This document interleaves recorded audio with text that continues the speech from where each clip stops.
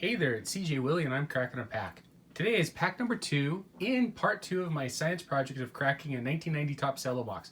Check out my preview video for the explanation on the science project. I've added the link to my 1990 top Cello box preview video in the description below. With all the packs that I crack, I will share my thoughts and memories about some of the players or cards. After I've cracked the pack, I'm going to choose the best card out of the pack. Doesn't mean it has to be a rookie, superstar, or Hall of Famer. It can literally be a goofy photo, something interesting about the player, or maybe some memory I had of the player from back in the day. All right, let's get to cracking pack number 2.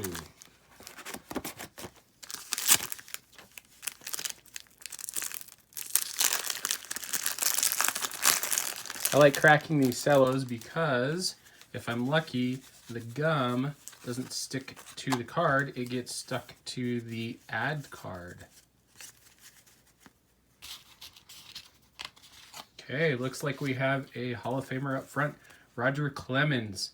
I said Hall of Famer. I think he's going to get in. Probably not this year, but definitely next year in his last year of eligibility. Danny Jackson, who had an interesting career, would alternate great years with bad years. He eventually pitched for my Cardinals and was awful.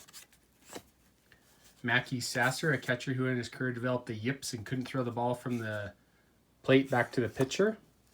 Willie Wilson, underrated center fielder with the Royals. Mike Smith. Jeff Pico.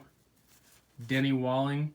I didn't like this trade the Cardinals made. They gave up Bob Forsch for Denny Walling. Bob Forsch was a cornerstone to the Cardinals through the 70s and 80s.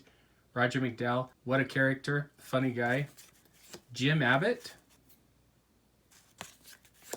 Paul Coleman, who never played a game in the major leagues, but #1 draft pick by the Cardinals.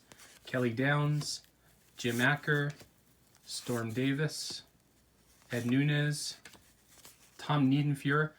I went and saw a spring training game in Mesa, Arizona, Cubs versus the Mariners. And as I was walking out of the stadium, I looked to my right, and Tom Niedenfuhr was standing there walking to the team bus. Back in the day, they'd leave the spring training stadium, walk out with the crowd, and get on the bus and go home.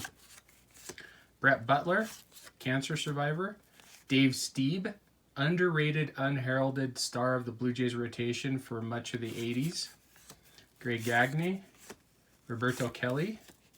Tom Kelly, Jeff Reed, Mike Lacoste, Mike Scioscia in his playing days before he became a manager and had success with the Angels, Dion James, Mike Felder, Craig Worthington, who never really panned out as a prospect with the Orioles, Dickie Thon, that's a pretty funny name, Joe Girardi, Johnny Ray, Hall of Famer Kirby Puckett, and Trevor Wilson.